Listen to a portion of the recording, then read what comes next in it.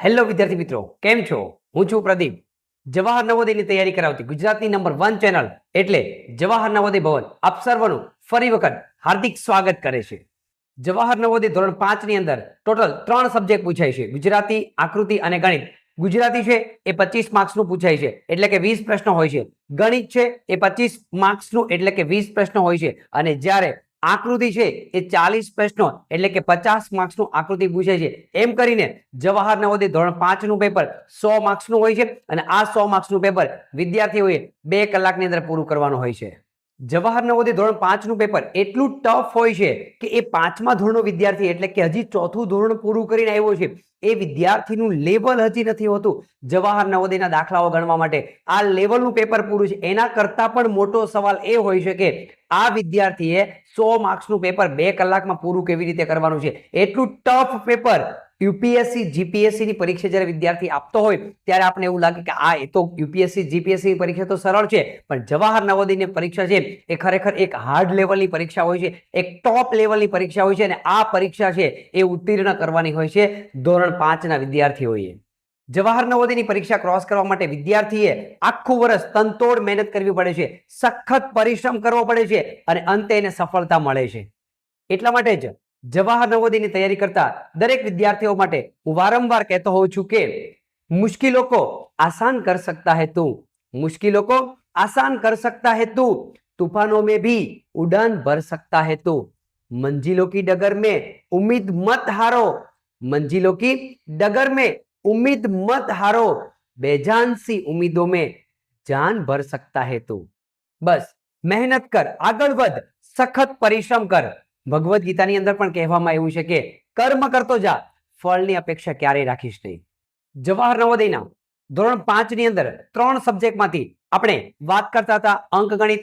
ગણિતની અંદર જોયું ચેપ્ટર નંબર 14 આપણે પૂર્ણ કર્યું. હવે જોવાના છીએ ચેપ્ટર નંબર 15 આલેખની અંદર 46મા દિવસની અંદર હવે આપણે વાત કરવાના છીએ આજે નવું ચેપ્ટર શરૂ કરવાના છીએ આલેખ. કોઈ પણ ગ્રાફ તમારી સામે આપેલો હોય તો એ આલેખ આધારિત કેવા કેવા પ્રશ્નો છે પૂછવામાં આવે છે અને વિદ્યાર્થીઓએ એ આલેખના જવાબો સરળતાથી કેવી રીતે આપવાના છે. અને સાથે સાથે એ પણ જણાવી દઉં કે જવાહર નવોદયની અંદર આ પ્રકારનું જે ચેપ્ટર હોય સંખ્યા શ્રેણી પ્રકારનું પણ કોઈ ચેપ્ટર હોય તો એ માત્ર ને માત્ર સ્કોરિંગ બનાવવા માટે છે, સમયનો સદુપયોગ કરવા માટે, ઓછા સમયની અંદર દાખલો ગણવા માટે છે. આવો કોઈ પણ પ્રકારનો દાખલો આપણને જવાહર નવોદયમાં પૂછાય તો આપણે પહેલા ગણવાનો છે.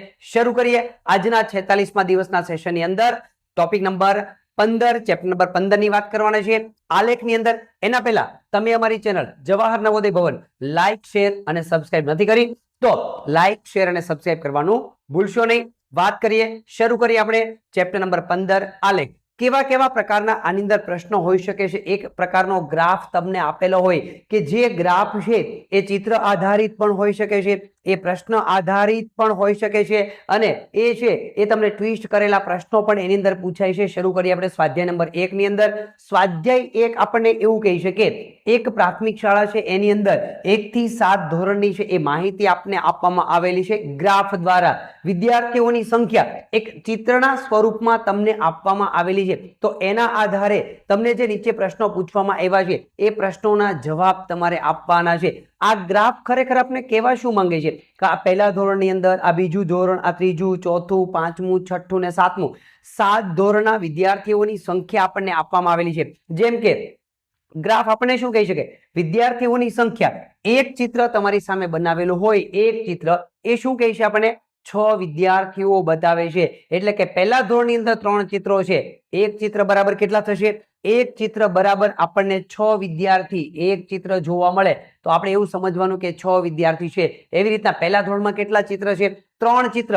પહેલા ધોરણની અંદર 3 ચિત્રો છે, એક ચિત્ર બરાબર 6 વિદ્યાર્થી. તો અહીંયા 3 ચિત્ર હોય તો 3 વિદ્યાર્થી બરાબર 6 તેરી 18 વિદ્યાર્થી પહેલા ધોરણની અંદર બેઠેલા છે. બીજા ધોરણની અંદર 1 2 3 4 5 બીજા ધોરણની અંદર 5 ચિત્રો છે એ આપવામાં આવેલા છે. 5 ચિત્ર હોય તો 6 ગુણ્યા 5. બીજા ધોરણની અંદર 30 વિદ્યાર્થીઓ છે. ત્રીજા ધોરણની અંદર 1 2 3 4 5 6 ત્રીજા ધોરણની અંદર 6 ચિત્ર બનાવવામાં આવ્યા છે. 6 ગુણ્યા 6 કેટલા? 36 વિદ્યાર્થીઓ છે. ચોથા ધોરણની અંદર 1 2 3 અને 4 6 4 24 ચોથા ધોરણની અંદર 24 વિદ્યાર્થીઓ છે. પાંચમા ધોરણની અંદર 1 2 3 4 5 5 ગુણ્યા 6 એટલે કે 30 વિદ્યાર્થીઓ પાંચમા ધોરણની અંદર છે. અને છઠ્ઠા ધોરણની અંદર બે ચિત્ર છે. એક ચિત્ર બરાબર 6 ગુણ્યા 2 એટલે કે 12 વિદ્યાર્થીઓ છે. અને સાતમા ધોરણની અંદર 1 2 3 4 5 6 7 7 ચિત્ર બનાવવામાં આવ્યા છે. 7 ચિત્ર મતલબ 7 ગુણ્યા 6 7 ગુણ્યા 6 6 સત્તા 42 એટલે આપણને કેટલા જોવા મળશે? આની અંદર ટોટલ 42 વિદ્યાર્થીઓ છે. કયા ધોરણની અંદર? એ ધોરણની અંદર છે. એ 42 વિદ્યાર્થી છે સાતમા ધોરણની અંદર. તો પહેલા ધોરણમાં 18 વિદ્યાર્થી, બીજા ધોરણમાં 30, ત્રીજા ધોરણમાં 36, ચોથા ધોરણમાં 24, પાંચમા ધોરણમાં 30, છઠ્ઠા ધોરણમાં 12 વિદ્યાર્થી અને સાતમા ધોરણમાં ટોટલ 42 વિદ્યાર્થીઓ છે. હવે આને આધારિત હવે આપણે પ્રશ્નોની જો વાત કરવી હોય તો આને આધારે કેવા કેવા પ્રશ્નો પૂછાઈ શકે છે જોઈએ. કયા ધોરણમાં વિદ્યાર્થીઓની સંખ્યા સૌથી વધુ છે?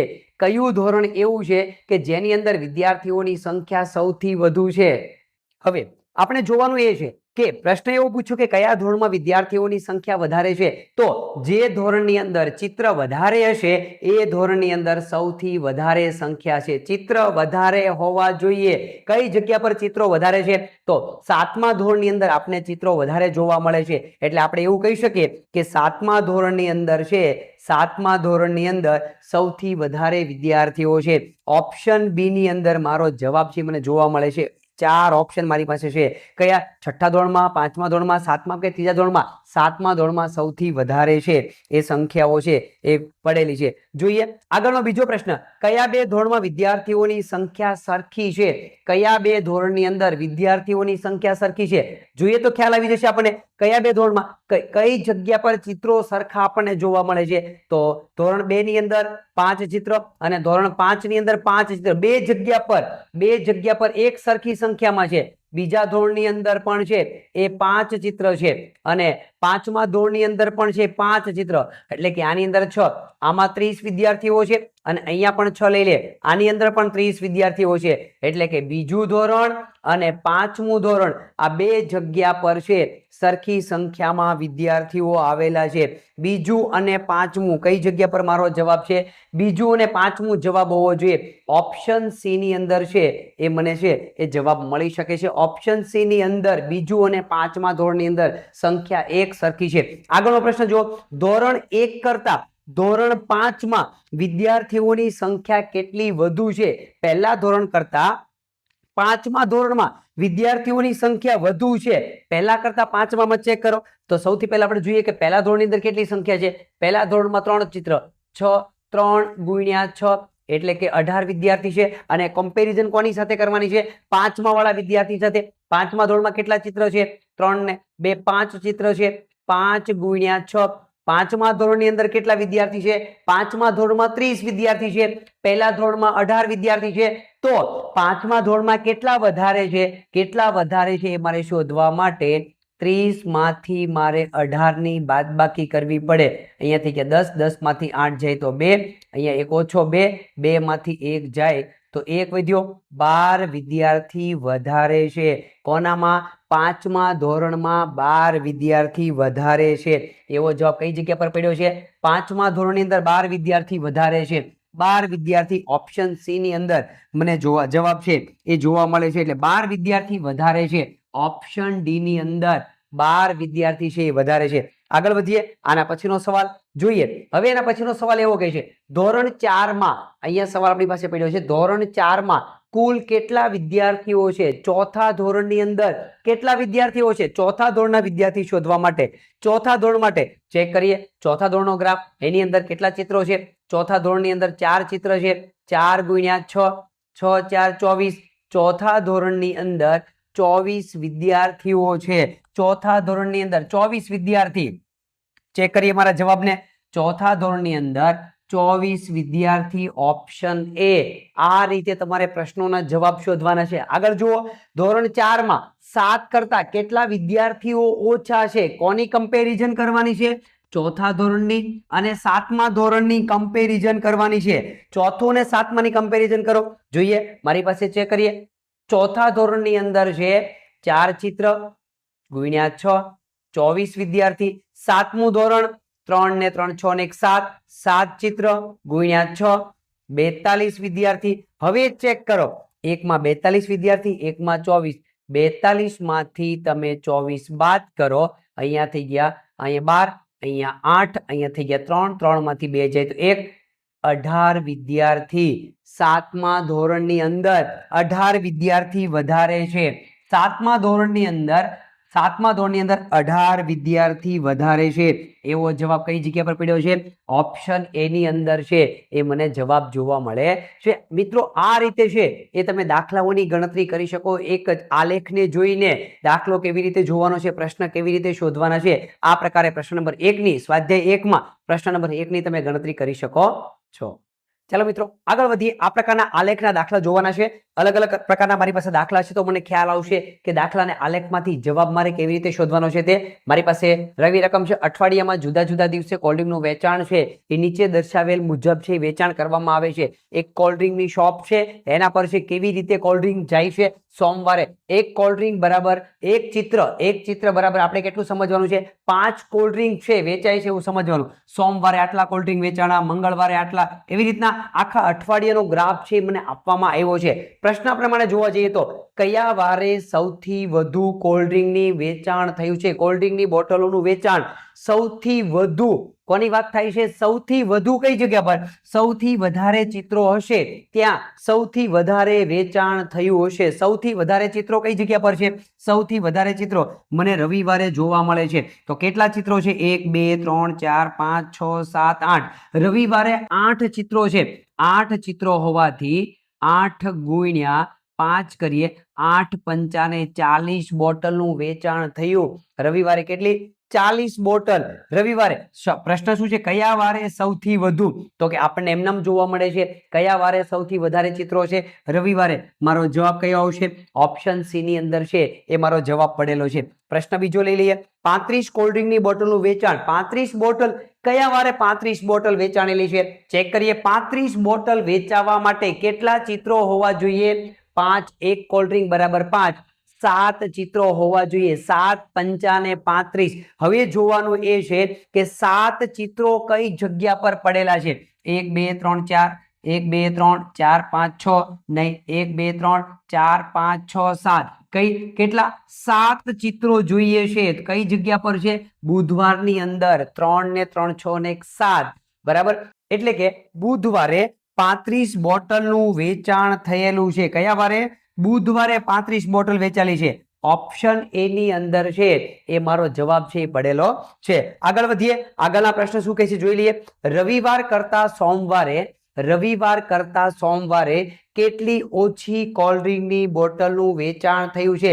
રવિવારે છે એ વધારે બોટલનું વેચાણ થયું છે અને સોમવારે ઓછી થઈ. કેટલી ઓછી થઈ? રવિવાર અને સોમવારની કમ્પેરિઝન કરીએ આપણે રવિવાર અને સોમવાર માટે. તો રવિવાર અને સોમવારની વાત કરીએ તો રવિવારે કેટલી બોટલ છે? 1 2 3 4 5 6 7 8. 8 એટલે કે 8 પંચાને 40 બોટલ. રવિવારે કેટલી છે? 40 બોટલ. સોમવારે કેટલી છે? 1 2 3 4 4 એટલે કે 4 ગુણ્યા 5, 5 ચોક ની 20 બોટલ. હવે રવિવારે 40 બોટલ અને સોમવારે 20 બોટલ. કેટલો ડિફરન્સ છે? 20 બોટલનો. સોમવારે 20 બોટલ ઓછી વેચાયેલી છે. બરાબર. રવિવાર કરતા સોમવારે કેટલી ઓછી? 20 બોટલ ઓછી. કઈ જગ્યા પર મારો જવાબ પડ્યો છે? 20. ઓપ્શન એ ની અંદર છે એ મને જવાબ જોવા મળે છે. આ રીતે પણ તમે દાખલાની ગણતરી કરી શકો. આગળ વધીએ. આખા અઠવાડિયામાં કુલ કેટલી બોટલનું વેચાણ થયું? આખા અઠવાડિયાનું જોઈએ છે મારે. તો આખા અઠવાડિયાનું જો મારે વેચાણ જોતું હોય તો બધા જ દિવસે કેટલી બોટલો વેચાણી જોઈ લઈએ. 1 2 3 4. સોમવારે 4 બોટલ. 4 એટલે 5 ચોક ની 20. સોમવારે 20 બોટલ વેચાયેલી છે તો અહીંયા લઈ લઈએ 20. મંગળવારે 1 2 3 4 5 6. 6 પંચાને 30 બોટલ. 1 2 3 4 5 6 7. 7 પંચાને 35 બોટલ. 1 2 3 4 5 6. 6 એટલે કે 6 પંચાને 30 બોટલ. 3 બોટલ એટલે 5 તેરી 15 બોટલ. શનિવારે 1 2 3 4 5 25 બોટલ શનિવારે. અને રવિવારે 1 2 3 4 5 6 7 8 8 પંચાને 40 બોટલ 40 બોટલ છે રવિવારે. હવે બધી જ સંખ્યાનો ટોટલ કરીએ આપણે તો બધી સંખ્યાનો ટોટલ કરવા માટે 20 + 30 35 30 15 25 અને 40 બધાનો આપણે એક સાથે સરવાળો કરી લઈએ તો 5 ને 5 10 ને 5 15 વધી 1 2 3 4 5 6 7 3 ને 2 5 ને 6 7 8 9 10 11 12 13 14 15 ને 4 19 195 બોટલ આખા અઠવાડિયામાં 195 બોટલ વેચાયેલી હોવી જોઈએ. 195 બોટલ. ઓપ્શન બી ની અંદર મને જવાબ જોવા મળે છે. આખા અઠવાડિયામાં કેટલી બોટલ વેચાયેલી છે? 195 બોટલ છે વેચાયેલી છે. જોઈએ કયા બે દિવસે કોલ્ડ્રિંકની બોટલનું વેચાણ એક સરખું થયું છે? કયા બે દિવસે એક સરખું વેચાણ થયું છે? ચેક કરીએ. એક સરખી બોટલો કઈ જગ્યા પર છે પેલા એ શોધી લઈએ. એક સરખી બોટલ મંગળવારે મને જોવા મળે છે અને ગુરુવારે. ચેક કરીએ 1 2 3 4 5 6 અહીંયા 6 બોટલ છે મંગળવારમાં અને ગુરુવારમાં 1 2 3 4 5 6 અહીંયા પણ 6 બોટલ છે. એટલે કે મંગળવાર અને ગુરુવારે એક સરખી બોટલ. મંગળ અને ગુરુ કઈ જગ્યા પર જવાબ છે? મંગળ અને ગુરુ ઓપ્શન એ ની અંદર છે. ઓપ્શન એ ની અંદર મને છે જવાબ જોવા મળે છે. તો આ રીતે તમે છે દાખલાઓની ગણતરી છે એ આલેખ આધારિત આપણે કરી શકીએ છીએ. તો મિત્રો આ વાત થઈ ગઈ સ્વાધ્યાય 1 ના 2 નંબરના પ્રશ્નની અંદર. હવે આગળ વધીએ આપણે ત્રીજા નંબરના પ્રશ્ન ઉપર. ત્રીજો નંબરનો પ્રશ્ન આપણને એવું કહે છે કે એક ગામમાં કેરીના 6 વેપારીઓ છે. નીચે મુજબ કેરીઓનું પેટીનું વેચાણ કરે છે. તો એક ચિત્ર જે છે એ શું કહેવા માંગે છે? 100 પેટી બતાવે છે. મતલબ કે જયપાલભાઈ નામનો જે વેપારી છે એમને 1 2 3 4 5 5 ચિત્ર છે. 5 ચિત્ર એટલે 500 પેટી. એક ચિત્ર એટલે 100 પેટી. તો આવી રીતે વેપારીઓ છે એ કેરીઓની પેટી વેચેલી છે. જોઈએ પ્રશ્ન શું કહેવા માંગે છે? કયા વેપારીએ સૌથી ઓછી સંખ્યામાં પેટી વેચી છે? કયો એવો વેપારી છે કે એને સૌથી ઓછી પેટીઓ વેચી છે? તો જેના ચિત્રો ઓછા હશે એમણે સૌથી ઓછી પેટી વેચેલી છે. ઓછા ચિત્ર જોવા માટે આપણે જોવા મળે છે અહીંયા છે નીચે. ચેક કરીએ 3 ને 2 5 આ એના કરતા વધારે છે. 1 2 3 4 અને અડધું 4.5 બોક્સ છે. એટલે ઓછી પેટી કોની પાસે છે? તો ઓછી પેટી છે મોઈન ખાન પાસે છે. તો આપણો જવાબ શું બની જશે? મોઈન ખાન આપણો જવાબ. ઓપ્શન બી ની અંદર કે જેમણે સૌથી ઓછી પેટીઓનું વેચાણ કરેલું છે. ઓપ્શન બી ની અંદર. આગળ વધીએ. શું કહેવા માંગે છે પ્રશ્ન 2 ની અંદર? પ્રશ્ન બીજો એવો છે કે રઘુવીરસિંહ દ્વારા કેટલી પેટીઓ વેચવામાં આવી? પ્રશ્ન 2 ની અંદર રઘુવીરસિંહ દ્વારા કેટલી પેટીઓ વેચવામાં આવી? જોઈએ રઘુવીરસિંહ નો પ્રશ્ન છે તો રઘુવીરસિંહ છે એમના કેટલા બોક્સ બને છે? 1 2 3 4 5 5 ચિત્ર આખા એટલે કે 5 ગુણ્યા 1 એટલે 500 પેટી એ અડધું ચિત્ર હજી મને જોવા મળે છે. અડધી પેટી એટલે કેટલી? અડધું ચિત્ર એટલે કેટલી પેટી? 50 બીજી 550 એટલે કે રઘુવીરસિંહ દ્વારા 550 પેટીનું વેચાણ કરવામાં આવ્યું.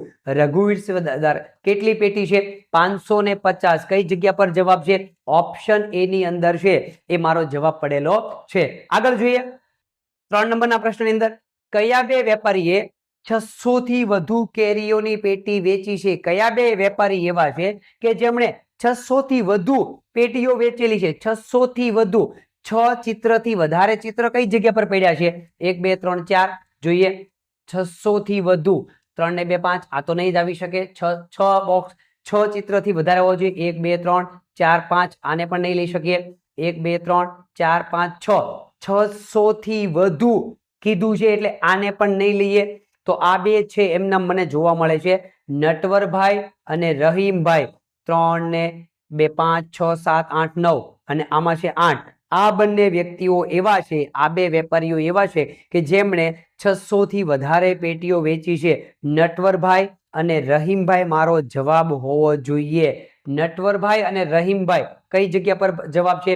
નટવરભાઈ અહીંયા 3 જગ્યા પર છે પણ રહીમભાઈ છે ઓપ્શન બી ની અંદર છે એ મને છે જવાબ જોવા મળે છે. નટવરભાઈ અને રહીમભાઈ છે એ 600 કરતા વધારે પેટીઓ છે વેચી છે. આગળ જોઈએ ચોથા નંબરના પ્રશ્ન અંદર રણજીતસિંહ દ્વારા કેટલી પેટીઓ વેચવામાં આવી? રણજીતસિંહે કેટલી પેટી વેચી છે જોઈએ. રણજીતસિંહનો સવાલ છે તો એના કેટલા ચિત્રો છે એ જોઈ લઈએ. રણજીતસિંહ માટે અહીંયા રણજીતસિંહ કેટલી પેટીઓ વેચી? 1 2 3 4 5 6 6 × 100 એટલે કે રણજીતસિંહે 600 પેટીઓ વેચેલી છે. કેટલી પેટી? 600. કઈ જગ્યા પર રણજીતસિંહનો જવાબ છે ચેક કરીએ. 600 જવાબ મારો હોવો જોઈએ. 600 જવાબ મને જોવા મળે છે ઓપ્શન એ ની અંદર જવાબ પડેલો છે. આ રીતે એવા પ્રકારના દાખલાઓ છે કે જેને માત્ર ને માત્ર આકૃતિ જોઈને આપણે જવાબ દેવાનો છે. જોઈએ આગળનો પ્રશ્ન. બધા જ વેપારીઓમાંથી સૌથી વધુ કેરીની પેટી કોણે વેચી? સૌથી વધુ કેરીની પેટી કોણે વેચી? જેના ચિત્રો વધારે હશે એને સૌથી વધુ પેટીઓ વેચેલી છે. જો કોના ચિત્રો સૌથી વધારે છે? નટવરભાઈના ચિત્રો વધારે છે. 1 2 3 4 5 6 7 8 અને 9. રહીમભાઈનું છે પણ એક ચિત્ર ઓછું છે અહીંયા. એટલે નટવરભાઈએ સૌથી વધારે પેટીઓ છે એ વેચેલી છે. એટલે નટવરભાઈ છે એ મારો જવાબ છે એ હોવો જોઈએ. ઓપ્શન બી ની અંદર છે એ મને જવાબ જોવા મળે છે. તો આ વાત થઈ ગઈ સ્વાધ્યાય નંબર 1 ના ત્રીજા દાખલાને તમે કેવી રીતે ગણી શકો છો. તો આ વાત થઈ ગઈ મિત્રો પ્રશ્ન નંબર 3 માટેની. વધી આગળ આપણે સ્વાધ્યાય 1 ની અંદર પ્રશ્ન નંબર 4 ની જો આપણે વાત કરીએ તો નીચે આપેલ ચિત્ર આલેખમાં શાળાના જુદા જુદા વર્ષમાં વિદ્યાર્થીઓની સંખ્યા માટેનો પ્રશ્ન છે. કયા અલગ અલગ વર્ષની અંદર અલગ અલગ વિદ્યાર્થીઓ છે એ અભ્યાસ કરતા હતા. જોઈએ એવું કહેવા માંગે છે કે એક ચિત્ર છે ને 50 વિદ્યાર્થી બતાવે છે. એક ચિત્ર છે 50 વિદ્યાર્થી બતાવે છે. 2019માં આટલા ચિત્ર છે, 2018માં આટલા ચિત્ર છે. એવી રીતના 2019 થી લઈને 2015 16 17 18 ને 19 2015 થી શરૂ કરીને 2019 સુધીમાં કેટલા કેટલા વિદ્યાર્થીઓ શાળામાં અભ્યાસ કરતા હતા એના વિદ્યાર્થીઓની સંખ્યા આપણને આપવામાં આવેલી છે. જોઈએ એક એક પ્રશ્ન સમજવાનો પ્રયત્ન કરીએ. કયા વર્ષમાં વિદ્યાર્થીઓની સંખ્યા સૌથી વધુ હતી? સૌથી વધુ વિદ્યાર્થીઓની સંખ્યા ક્યાં જોવા મળે? જે આલેખની અંદર જે વર્ષની અંદર સૌથી વધારે ચિત્રો હશે એની અંદર સૌથી વધારે વિદ્યાર્થીઓ છે એ ભણતા હશે. જોઈએ સૌથી વધારે ચિત્રો કઈ જગ્યા પર છે? સૌથી વધારે મને જોવા મળે છે 2015માં. તો 2015માં વિદ્યાર્થીઓની સંખ્યા સૌથી વધારે હતી 2015. ઓપ્શન એ ની અંદર છે એ મારો જવાબ પડેલો હતો. આગળ જોઈએ હજી શું કહે છે આપણને. આગળ એવું કહે છે કે બીજો પ્રશ્ન. કયા વર્ષમાં વિદ્યાર્થીઓની સંખ્યા 225? 225 સંખ્યા ક્યારે હોય?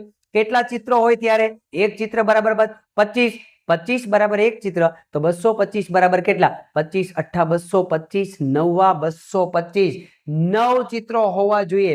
કયા વર્ષમાં વિદ્યાર્થીઓની સંખ્યા 225 હતી? 225 સંખ્યા ક્યારે હશે? 9 ચિત્રો હોય ત્યારે.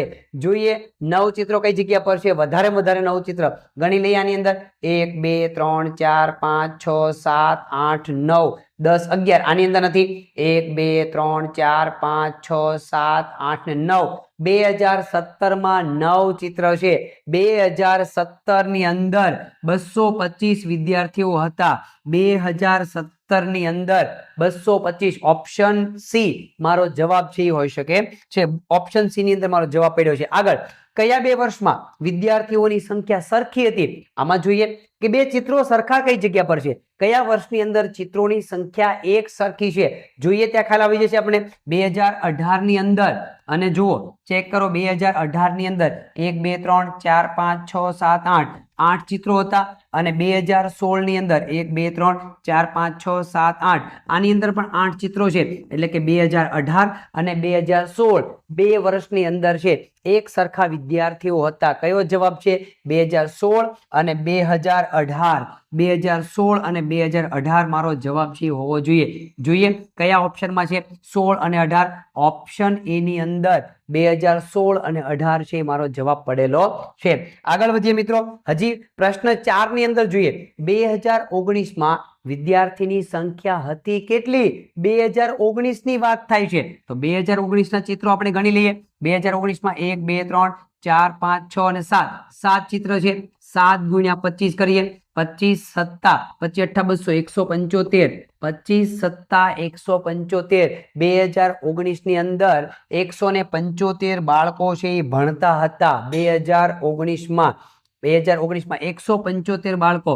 ઓપ્શન બી ની અંદર છે એ મારો જવાબ છે પડેલો છે 2000 કેટલા 2275 ની વાત થતી હોય તો બરાબર 175 વિદ્યાર્થી 2019 ની અંદર હોવા જોઈએ. 2019 માં 175. આગળ વધો. હજી છેલ્લો પ્રશ્ન. કયા વર્ષમાં વિદ્યાર્થીઓની સંખ્યા 275 હતી? 275 વિદ્યાર્થી ક્યારે હોય? 275 વિદ્યાર્થી ક્યારે હોય? કેટલા ચિત્ર હોય તો? 25 8 200, 25 10 250. 10 ચિત્રો હોય તો પણ 250 વિદ્યાર્થી થાય. તો 250 હજી 25 ઘટે છે. 25 11 275. 11 ચિત્રો કયા વર્ષની અંદર છે? 11 ચિત્રો શોધવા છે. 1 2 3 4 5 6 7 8 9. 9 છે સૌથી વધારે જોઈએ 2015 ની અંદર. 1 2 3 4 5 6 7 8 9 10 11. 11 ચિત્રો 2015 ની અંદર છે. 11 ચિત્ર ગુણ્યા 25 કરશો 275 બાળકો મળશે. કયા વર્ષની અંદર છે? 2015 ની અંદર. 2015 છે એ મારો જવાબ છે હોવો જોઈએ. 2015 ઓપ્શન એ ની અંદર છે એ મને જવાબ જોવા મળે છે. તો મિત્રો આ વાત થઈ ગઈ સ્વાધ્યાય 1 ની અંદર. પ્રશ્ન નંબર 4 ની અંદર હવે આગળ વધીએ આપણે. પ્રશ્ન નંબર 5 સ્વાધ્યાય 1 ની અંદર નીચે આપેલ ચિત્ર આલેખમાં એક ગામમાં જુદા જુદા વર્ષમાં ઝાડની સંખ્યા દર્શાવેલી છે કે વર્ષ 2015 માં કેટલા વૃક્ષો હતા, 2016 માં કેટલા હતા, 17 માં, 18 માં, 19 માં. હવે એક ચિત્ર બરાબર શું બતાવે છે? એક ચિત્ર બરાબર 50 વૃક્ષ. જેમ કે 2015 ની અંદર 3 ને 2 5 ચિત્રો છે. 5 ચિત્રો 6 35 300 વૃક્ષો હતા 2015 માં. આવું કહેવા માંગે છે. તો આપણને જે પ્રકારના પ્રશ્નો પૂછવામાં આવ્યા છે એ પ્રશ્નોના આધારે આપણે જવાબ આપવાના છે કે કયા વર્ષમાં વૃક્ષોની સંખ્યા સૌથી વધુ હતી. કયું વર્ષ એવું હતું કે જેમાં વૃક્ષોની સંખ્યા સૌથી વધારે હતી? જો વધારે સંખ્યા જોવા માટે શું કરવું પડે? કયા વર્ષની અંદર સૌથી વધારે ચિત્રો હતા? 2019 માં મને સૌથી વધારે ચિત્રો જોવા મળે છે. તો વર્ષ 2019 ની અંદર 2019 ની અંદર સૌથી વધારે વૃક્ષો હતા 2019. ઓપ્શન બી ની અંદર છે એ જવાબ જોવા મળે છે. બીજો પ્રશ્ન. કયા વર્ષમાં વૃક્ષોની સંખ્યા 300 વૃક્ષોની સંખ્યા ક્યારે હોય? 300 ક્યારે હોય? પ્રશ્ન નંબર 2 ની અંદર 300 વૃક્ષો. કેમ કે 6 35 6 ચિત્રો હોવા જોઈએ. શોધીએ 6 ચિત્રો કઈ જગ્યા પર છે? 1 2 3 4 5 6 કરતા વધારે છે. 1 2 3 4 5 6 અને 7 છે. 1 2 3 4 5 અને 6. 2016 ની અંદર 6 ચિત્રો 50. એક ચિત્ર બરાબર 50. 6 5 30. 2016 ની અંદર 300 વૃક્ષો હતા. 2016 ની અંદર 2016 મારો જવાબ આવશે. ઓપ્શન બી ની અંદર છે એ મને જવાબ જોવા મળે છે. પ્રશ્ન નંબર 3 ની અંદર આવી જાઓ. વર્ષ 2017 માં કેટલા વૃક્ષો હતા? 17 ની અંદર કેટલા વૃક્ષો હતા? આકૃતિમાં જોઈએ. 2017 ની અંદર 1 2 3 4 5 6 7. 7 ગુણ્યા 50. 7 ગુણ્યા 50. 7 પંચા 35. 1 મીંડું 350. 2017 ની અંદર 350. 2017 માં 350 વૃક્ષો હતા. 350. ઓપ્શન સી ની અંદર છે એ મને જવાબ જોવા મળે છે. આગળ જુઓ. ચોથા પ્રશ્નની અંદર વર્ષ 2017 માં 2019 કરતા કેટલા ઓછા વૃક્ષો? 17 અને 19 ની કમ્પેરિઝન છે. કોની કમ્પેરિઝન? 17 અને 19 ની વાત થાય છે. 17 ની અંદર અને 19 માં. 17 અને 19 બંનેમાં ચેક કરીએ. 17 માં કેટલા છે? 1 2 3 4 5 6 અને 7. 350 વૃક્ષો. અને 19 માં કેટલા છે? 1 2 3 4 5 6 7 8 9 10. 10 5 10 ગુણ્યા 50. 1 બરાબર 50 એટલે કેટલા? 500 વૃક્ષો. 500 વૃક્ષો 2019 માં છે અને 2017 માં 350 છે. એટલે કે 500 માંથી તમે 350 બાદ કરો એટલે કેટલા વધશે? 150 વૃક્ષો. 150 વૃક્ષો 2019 માં વધારે છે અને 150 વૃક્ષો 2017 માં ઓછા છે. પણ કેટલા? 150 જવાબ મારો હોવો જોઈએ. ચેક કરીએ. 150 2017 19 કરતા કેટલા ઓછા? 150 ઓછા છે. 150 જવાબ ઓપ્શન બી ની અંદર મારો જવાબ છે એ જોવા મળે છે. છેલ્લો પ્રશ્ન. વર્ષ 2018 માં 2016 કરતા કેટલા વધુ છે? 18 અને 16 ની કમ્પેરિઝન. 18 અને 16 ની કમ્પેરિઝન કરવા માટે જોઈએ. 18 અને 16 માટે 18 ને 16 2018 અને 2016. 16 માં કેટલા છે? 3 ને 3 6. 6 5 30. 300 વૃક્ષો છે. 18 માં કેટલા છે? 1 2 3 4 5 6 7 8. 8 પંચા 40, 400 કેટલો ડિફરન્ટ જોવા મળે છે? 100 વૃક્ષોનો ડિફરન્ટ જોવા મળે છે. 2018માં 100 વધુ છે, 2016ની અંદર 100 ઓછા છે. જોઈએ 100 નો ડિફરન્ટ મને જોવા મળે છે. પાંચમા પ્રશ્નની અંદર કેટલા 16 કરતા કેટલા વધુ વૃક્ષો છે? 100 વધુ વૃક્ષો છે. ઓપ્શન એ ની અંદર છે એ મારો જવાબ છે પડેલો છે. મિત્રો આ રીતે છે સ્વાધ્યાય 1ના દાખલાઓની ગણતરી તમે આલેખ આધારિત છે એ કરી શકો છો. તો આ વાત થઈ કે મિત્રો સ્વાધ્યાય નંબર 1 ની અંદર કેવા પ્રકારના દાખલાઓ હોય છે તે હવે જોવાના છીએ. ટોપિક નંબર 2 ની અંદર સ્વાધ્યાય 2માં સ્તંભ આલેખ આધારિત એક સ્તંભ બનાવેલો હોય એને અંદરથી જોઈને આપણે જવાબ દેવાના છે. કેવી રીતે દાખલાઓ પૂછાઈ શકે છે તે પ્રશ્ન 1 અને પ્રશ્ન 2 એમ સેમ એના જેવો હોવાથી આપણે જોવાના છીએ. પ્રશ્ન નંબર 2 ની અંદર કેવા કેવા પ્રશ્નો એની અંદર હોય છે. પ્રશ્ન 2 એવું કહે છે કે નીચે એક વેપારીએ સોમવારથી શનિવાર સુધીમાં પોતાની દુકાનમાંથી વેચેલી કુર્તીની સંખ્યા તમને દર્શાવતો એક આલેખ આપવામાં આવ્યો છે. પ્રમાણમાં તમને આપ્યું છે x અક્ષ બરાબર 1 સેમી બરાબર 10 કુર્તી બતાવે છે. અહીંયા 1 સેમી બરાબર શું બતાવે છે? 10 કુર્તી બતાવે છે. અહીંયા વારના નામ તમને આપવામાં આવ્યા છે. હવે પ્રશ્ન પહેલો શરૂ કરીએ. કયા વારે સૌથી વધુ કુર્તીનું વેચાણ થયું? કયા વારે સૌથી વધારે કુર્તી વેચાણી? તો જેનો સ્તંભ સૌથી ઊંચો એ વારે સૌથી વધારે કુર્તી વેચાણી. કયો સ્તંભ સૌથી ઊંચો છે? તો શનિવારનો સ્તંભ મને સૌથી ઊંચો જોવા મળે છે. એટલે શનિવારે સૌથી વધારે કુર્તીનું વેચાણ થયેલું છે. મારો જવાબ શનિવાર હોવો જોઈએ. ઓપ્શન સી ની અંદર છે એ મને જવાબ જોવા મળે છે. આગળ જોઈએ પ્રશ્ન 2 ની અંદર કયા વારે સૌથી ઓછી કુર્તીનું વેચાણ થયું? ઓછી એટલે સૌથી નાનો સ્તંભ કઈ જગ્યા પર છે? સૌથી નાનો સ્તંભ મંગળવારે મને જોવા મળે છે. મંગળવારે સૌથી ઓછી કુર્તીનું વેચાણ થયેલું છે. મંગળવાર મારો જવાબ હોવો જોઈએ. ઓપ્શન બી ની અંદર છે એ મારો જવાબ પડેલો છે. આગળ જોઈએ હવે આ 2 નંબરનો પ્રશ્ન જો. હવે 3 નંબરની આની અંદર ત્રીજા નંબરનો પ્રશ્ન શું કહેવા માંગે? ગુરુવારે કેટલી કુર્તીનું વેચાણ થયું? ગુરુવારે કેટલી કુર્તી વેચાણી? ગુરુવારનો સ્તંભ કેટલો ઊંચો છે? તો ગુરુવારનો સ્તંભ છે અહીંયા સુધી ઊંચો છે. કેટલી કુર્તીનું વેચાણ થયેલું છે? 70 કુર્તી મને દેખાડે છે ગુરુવારનો સ્તંભ જોવા જોઈએ. તો આ ગુરુવારનો સ્તંભ છે ક્યાં સુધી ઊંચો છે? 70 સુધી. 70 કુર્તીનું વેચાણ થયેલું છે. મારો જવાબ કેટલો આવશે? 70 જવાબ છે એ હોવો જોઈએ. ગુરુવારની અંદર 70 જવાબ જોઈએ. 70 ઓપ્શન સી ની અંદર છે એ મને જવાબ જોવા મળે છે. આગળ જોઈએ પ્રશ્ન 4 ની અંદર આપણે જોઈએ તો મંગળવાર કરતા શુક્રવારે કેટલી વધુ કુર્તીનું વેચાણ થયેલું છે? મંગળવાર કરતા શુક્રવાર, મંગળવાર અને શુક્રવારની કમ્પેરિઝન થાય છે. મંગળવાર અને શુક્રવાર આલેખની અંદર જોઈએ આપણે મંગળવાર અને શુક્રવાર માટે. તો મંગળવાર અને શુક્રવાર, શુક્રવારે કેટલી કુર્તીનું વેચાણ છે? શુક્રવારે 100 કુર્તીનું વેચાણ છે. મંગળવારે કેટલી છે? મંગળવારે 20 કુર્તીનું વેચાણ છે. બંને વચ્ચે ડિફરન્ટ કેટલો છે? ડિફરન્ટ તમે જુઓ તો ખ્યાલ આવી જશે. 100માંથી 20ને બાદ કરી દો કેટલી વધે? 80 કુર્તી. તો 80 કુર્તીનું વેચાણ શુક્રવારે વધારે થયેલું છે અને મંગળવારે ઓછું થયેલું છે. ડિફરન્ટ 80નો છે. કઈ જગ્યા પર મારો જવાબ પડ્યો છે ચેક કરી લો. 80 જવાબ છે એ આપણને મળવો જોઈએ. 80 ઓપ્શન એ ની અંદર છે એ મને જવાબ જોવા મળે છે. અને છેલ્લો પ્રશ્ન આખા અઠવાડિયામાં કુલ કેટલી કુર્તીનું વેચાણ થયું? આખું અઠવાડિયું પૂરું થઈ ગયું, બધા વારે અલગ અલગ કુર્તીઓનું વેચાણ થયેલું છે. તો બધાનો હું સરવાળો કરું તો મને અઠવાડિયાની અંદર કેટલી કુર્તી વેચાણી છે એ મળી શકે. શનિવારે કેટલી કુર્તી વેચાણી છે? 120 કુર્તી શનિવારે વેચાયેલી છે. શુક્રવારે કેટલી છે? શુક્રવારે છે 100 કુર્તીનું વેચાણ થયું છે. ગુરુવારે કેટલી છે? ગુરુવારે છે એ 70 કુર્તીઓ વેચાયેલી છે. બુધવારે કેટલી વેચાણી? 40 કુર્તી બુધવારે છે. પછી મંગળવારે કેટલી છે? મંગળવારે 20 કુર્તી વેચાયેલી છે. સોમવારે કેટલી? 30. આ બધાનો આપણે સરવાળો કરી દઈએ તો જવાબ કેટલો આવે? 0 નો 0, 3 ને 2 5 ને 4 9, 9 ને 1 10 ને 16, 16 ને 2 18, વધી 1, 1 ને 1 2 ને 1 3, 380 આખા અઠવાડિયાની અંદર 380 કુર્તીનું વેચાણ થયેલું છે. 380 મારો જવાબ છે એ હોવો જોઈએ. જોઈએ 380 કઈ જગ્યા પર જવાબ છે? ઓપ્શન એ ની અંદર છે 380 જવાબ જોવા મળે છે. તો આ વાત થઈ ગઈ પ્રશ્ન નંબર 1 અને 2 સિમિલર હોવાથી પ્રશ્ન નંબર 2 આપણે એક લીધો છે. તો પ્રશ્ન 2 ના દાખલાઓ તમે કેવી રીતે ગણી શકો છો?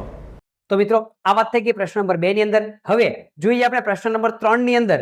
3 ની અંદર શું કહેવા માંગે? નીચે નમ્રતાએ સત્રાંત પરીક્ષામાં જુદા જુદા વિષયની અંદર મેળવેલા ગુણ નો દર્શાવતો લંબ આલેખ તમને આપવામાં આવ્યો છે. એને એક વિદ્યાર્થી છે નમ્રતા, એને છે એક્ઝામ આપેલી છે, એક્ઝામની અંદર કેટલા કેટલા માર્ક્સ આવ્યા છે એ પ્રકારનો ગ્રાફ છે આપણને આપવામાં આવ્યો છે. હવે ગ્રાફ શું કહે છે આપણને કે 1 સેમી બરાબર 10 ગુણ છે, અહીંયા 1 સેન્ટીમીટર બરાબર 10 ગુણ. ગુજરાતીમાં કેટલા માર્ક્સ મેળવા, ગણિતની અંદર હિન્દી સબ્જેક્ટ છે, સમાજ, વિજ્ઞાન અને સંસ્કૃત અલગ અલગ સ્તંભ છે ઉપર સુધી ગયેલો છે, કયા કયા વિષયમાં કેટલા કેટલા માર્ક્સ આપવામાં આવ્યા છે એની માહિતી આપી છે. પ્રશ્ન શરૂ કરીએ. નમ્રતાએ સૌથી વધુ ગુણ કયા વિષયમાં મેળવ્યા છે? સૌથી વધુ ગુણ મારે જોતા હોય તો કયો સ્તંભ સૌથી ઊંચો ગયેલો છે એની અંદર સૌથી વધારે ગુણ મેળવ્યા હોય, સૌથી ઊંચો સ્તંભ મને સંસ્કૃતનો જોવા મળે છે 80 ગુણ. સંસ્કૃતની અંદર 80 ગુણ. કયા વિષયમાં? વિષયની વાત થાય છે તો સંસ્કૃતમાં એણે સૌથી વધારે માર્ક્સ મેળવેલા છે ઓપ્શન ડી ની અંદર. હવે નમ્રતાએ ગણિતમાં કેટલા ગુણ મેળવ્યા છે? ગણિતની અંદર ગણિતનો સ્તંભ કેટલો ઊંચો છે? ગણિતના મારે માર્ક્સ જોતા હોય તો ગણિતનો સ્તંભ કેટલે સુધી ઊંચો ગયેલો છે એ શોધીએ. ગણિતનો સ્તંભ આપણને ક્યાં સુધી જોવા મળે છે? 50 સુધી. ગણિતમાં છે 50 માર્ક્સ મેળવેલા છે. 50 જવાબ છે હોવો જોઈએ ગણિતની અંદર. ઓપ્શન એ ની અંદર મારો જવાબ છે જોવા મળે છે.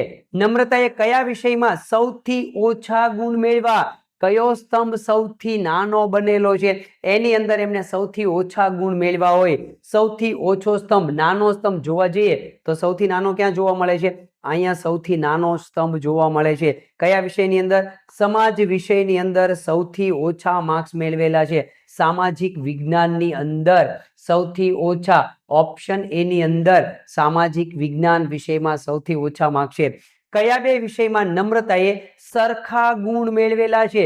એક સરખો સ્તંભ કઈ જગ્યા પર મને જોવા મળે છે કે જેનો સ્તંભ એક સરખો થયેલો હોય? એક સરખો સ્તંભ ક્યાં છે? અહીંયા અને આ બંને સ્તંભ એક સરખા છે, બાકી કોઈની હાઈટ એક સરખી જોવા મળતી નથી. તો એક સરખો એટલે ક્યાં સુધી જાય છે? 50. કયા બે વિષયની અંદર? ગણિત સબ્જેક્ટમાં અને વિજ્ઞાનની અંદર એક સરખા માર્ક્સ મેળવેલા છે. કેટલા કેટલા? 50 માર્ક્સ મેળવેલા છે. ગણિત અને વિજ્ઞાન સબ્જેક્ટમાં સરખા માર્ક્સ છે. ગણિત અને વિજ્ઞાન મારો જવાબ છે હોવો જોઈએ. ગણિત ગુજરાતી નહીં, ગણિત વિજ્ઞાન. યસ, ઓપ્શન બી ની અંદર તમે જવાબ છે જોઈ શકો છો. હવે નમ્રતાએ કયા વિષયમાં 70 ગુણ મેળવેલા છે? 70 ગુણ શેમાં મેળવેલા છે? 70 નો આલેખ ચેક કરી લ્યો એટલે આપણને ખબર પડી જાય 70 કયા વિષયમાં મળેલા છે. આલેખ જોતા જાઓ. કઈ જગ્યા પર જોવા મળ્યા? અહીંયા 70 નો આલેખ તમને જોવા મળે છે હિન્દી વિષયની અંદર. હિન્દીમાં એને 70 માર્ક્સ મેળવેલા છે. કયા વિષયની અંદર? હિન્દી વિષયમાં. કઈ જગ્યા પર મારો જવાબ છે? હિન્દી. ઓપ્શન બી ની અંદર છે એ મને જવાબ જોવા મળે છે. હિન્દી વિષયમાં એને છે 70 માર્ક્સ મેળવેલા છે. તો આ રીતે છે એ સ્તંભ આલેખના દાખલાઓ પણ તમે ગણી શકો છો. ચાલો મિત્રો, થોડું આગળ વધારીએ. આ ચેપ્ટરને હજી આપણે સમજવું છે. બહુ સરળ ચેપ્ટર છે, મજા આવે એવું ચેપ્ટર છે, એટલા માટે આપણે વધારે દાખલા માટે પ્રેક્ટિસ કરીએ છીએ. જોઈએ સ્વાધ્યાય 2 ની અંદર ચોથો પ્રશ્ન. સ્વાધ્યાય 2 ની અંદર ચોથો પ્રશ્ન.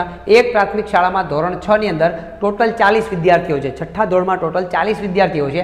આખા અઠવાડિયાની અંદર વિદ્યાર્થીઓની હાજરીનો લંબાલેખ બતાવવામાં આવ્યો છે. સોમવારે છઠ્ઠા ધોરણમાં કેટલા વિદ્યાર્થી હાજર હતા, મંગળવારે છઠ્ઠા ધોરણમાં કેટલા વિદ્યાર્થી હાજર હતા, એવી રીતના છે એ આખા અઠવાડિયાનો ગ્રાફ તમને આપવામાં આવ્યો છે. 1 બાય 1 સવાલ લઈ લઈએ આપણે. હવે કયા વારે વિદ્યાર્થીઓની હાજરી સૌથી વધુ હતી? સૌથી વધુ હાજરી ક્યાં હોય? જેનો સ્તંભ સૌથી ઊંચો ગયેલો હોય એની હાજરી સૌથી વધારે હોય. જોઈએ તો સૌથી ઊંચો સ્તંભ ક્યાં તમને જોવા મળે છે? સૌથી ઊંચો સ્તંભ અહીંયા સુધી જોવા મળે છે. કોનો છે? શુક્રવાર માટેનો છે. શુક્રવારે સૌથી વધારે હાજરી હતી, હાજર વિદ્યાર્થીઓ હતા. શુક્રવાર મારો છે જવાબ હોવો જોઈએ. શુક્રવારે ઓપ્શન સી ની અંદર મને જવાબ છે જોવા મળે. કયા વારે વર્ગના બધા જ વિદ્યાર્થીઓ હાજર હતા? વર્ગના બધા જ વિદ્યાર્થીઓ હાજર હતા. પહેલા તો એ જુઓ કે વર્ગમાં વિદ્યાર્થીઓ છે કેટલા. સૌથી પહેલો સવાલ તો એ જોવાનો છે કે વર્ગમાં વિદ્યાર્થી છે કેટલા. તો અહીંયા લખેલું છે ધોરણ 6 ની અંદર 40 વિદ્યાર્થી છે. 40 હાજરી, 40 વિદ્યાર્થીઓ. કયા વારે વર્ગના બધા જ વિદ્યાર્થી 40 હાજર ક્યારે હતા? ચેક કરીએ. 40 વિદ્યાર્થીઓ હાજર. 40 નો ગ્રાફ કઈ જગ્યા પર પૂરો થઈ ગયો છે? આ જગ્યા પર પૂરો થયો છે શુક્રવારે. 40 વિદ્યાર્થીનો આટલો ઊંચો ગ્રાફ શુક્રવાર છે એ મને જવાબ હોવો જોઈએ. જોઈએ કયા વારે વર્ગના બધા વિદ્યાર્થીઓ હાજર હતા? શુક્રવારે બધા જ વિદ્યાર્થીઓ ક્લાસની અંદર હાજર હતા, એક પણ વિદ્યાર્થી એબસન્ટ હતો નહીં. હવે આગળ જોઈએ. હવે ત્રીજા પ્રશ્નની અંદર શુક્રવાર કરતા શનિવારે કેટલા વિદ્યાર્થીઓ ઓછા હાજર હતા? કોની કમ્પેરિઝન છે? શુક્રવાર અને શનિવારની કમ્પેરિઝન છે. ચેક કરો શુક્રવાર અને શનિવારનો આલેખ. અહીંયા શુક્રવાર, અહીંયા શનિવાર. શુક્રવારે કેટલા વિદ્યાર્થીઓ છે? શુક્રવારે 40 વિદ્યાર્થીઓ હાજર છે. શનિવારે કેટલા વિદ્યાર્થીઓ હાજર છે? શનિવારનો ગ્રાફ ક્યાં સુધી જાય છે? 30 સુધી જાય છે. તો આ દિવસે 30 વિદ્યાર્થીઓ હાજર છે. હવે ડિફરન્ટ બંનેનો ચેક કરો. અહીંયા 40 અને 30 10 વિદ્યાર્થીઓનો ડિફરન્ટ છે. એટલે કે શનિવારે 10 વિદ્યાર્થી ઓછા હાજર હતા. શનિવારે ઓછા હતા અને શુક્રવારે વધારે હતા. શું વાત કહી છે? શુક્રવાર કરતા શનિવારે કેટલા વિદ્યાર્થીઓ ઓછા હાજર હતા? 10 વિદ્યાર્થીઓનો ડિફરન્ટ છે. 10 વિદ્યાર્થી ઓછા હાજર હતા. ઓપ્શન એ ની અંદર મને જવાબ જોવા મળે છે. આગળ આવી જઈએ. આગળનો પ્રશ્ન, ચોથો પ્રશ્ન, કયા વારે સૌથી ઓછા વિદ્યાર્થી હાજર હતા? હવે ઓછા વિદ્યાર્થી મારે જોતા હોય તો શું કરવું પડે? આલેખની અંદર મારે એ જોવું પડે કે સૌથી નીચો આલેખ તમને કઈ જગ્યા પર જોવા મળે છે. એ દિવસે ઓછા વિદ્યાર્થી હાજર હશે. સૌથી નાનો ગ્રાફ તમને ગુરુવારનો જોવા મળે છે. ગુરુવારે માત્ર 15 વિદ્યાર્થીઓ હાજર હતા. ઓછા વિદ્યાર્થી ગુરુવારે છે. જવાબ મારો થશે ગુરુવાર. જવાબ છે હોવો જોઈએ ગુરુવાર. ઓપ્શન ડી ની અંદર છે એ મારો જવાબ પડેલો છે. આગળ જોઈએ. છેલ્લો સવાલ, કયા બે દિવસે વિદ્યાર્થીઓની હાજરી સરખી હતી? જે સ્તંભ એક સરખા ઊંચાઈ પર હશે, જે સ્તંભ એક સરખી ઊંચાઈ પર હશે ત્યાં એક સરખા વિદ્યાર્થીઓની હાજરી હશે. જોવાનું એ છે કે સ્તંભ ઊંચા એક સરખી જગ્યા પર કઈ જગ્યા પર છે? તો કે આ સ્તંભ અને આ સ્તંભ બંનેની ઊંચાઈ એક સરખી છે. તો એ દિવસે એક સરખી સંખ્યામાં વિદ્યાર્થીઓ હાજર હતા. કેટલા? 25 વિદ્યાર્થી સોમવારે હાજર હતા અને 25 વિદ્યાર્થી છે એ બુધવારે હાજર હતા. સોમવાર અને બુધવારે એક સરખી સંખ્યામાં, સોમવાર અને બુધવાર છે એ મારો જવાબ હોવો જોઈએ. સોમવાર અને બુધવાર કયા ઓપ્શનમાં? સોમવાર મંગળવાર નહીં, મંગળવાર બુધવાર નહીં, સોમવાર ને બુધવાર. ઓપ્શન સી ની અંદર છે એ મને જવાબ જોવા મળે છે. તો આ રીતે આલેખ, સ્તંભ આલેખ આધારિત દાખલાઓની પણ આપણે છે એ ગણતરી કરી શકીએ છીએ. ચાલો મિત્રો આગળ વધીએ. આ પ્રકારના આલેખ આધારિત દાખલાઓ પણ નવોદયની અંદર પૂછાય છે, એટલા માટે વધારે આપણે પ્રેક્ટિસ કરીએ છીએ. સ્વાધ્યાય 2 ની અંદર આપણે જોવાના છીએ છેલ્લો દાખલો. 5મો પ્રશ્ન જોઈએ તો હવે શું કહેવા માંગે છે 5મો પ્રશ્ન? ગુજરાતના 6 જિલ્લાઓની અંદર શહેરોમાં કોરોના સંક્રમિત જનસંખ્યાનો અઠવાડિયાનો લંબ આલેખ આપવામાં આવ્યો છે કે અલગ અલગ જિલ્લાની અંદર છે એ કેટલા કોરોના સંક્રમિત વ્યક્તિઓ હતા. એનો ગ્રાફ 1 સેમી બરાબર 10 માણસો બતાવે છે. તો રાજકોટની અંદર જોવા જાવ તો 40 સુધી છે, એટલે 40 માણસો કોરોના સંક્રમિત હશે એવું આ ગ્રાફ તમને કહેવા માંગે છે. જોઈએ, સમય બગાડ્યા વગર પ્રશ્નથી શરૂઆત કરીએ. તો કયા જિલ્લામાં સૌથી વધુ કોરોના સંક્રમિત સંખ્યા છે? કયો જિલ્લો એવો છે કે જેમાં સૌથી વધુ કોરોના વાળા વ્યક્તિઓ હતા? જેનો ગ્રાફ સૌથી ઊંચો એ જિલ્લાની અંદર સૌથી વધારે કોરોના વાળા વ્યક્તિ હશે. કયો ગ્રાફ સૌથી ઊંચો આપણને જોવા મળે છે?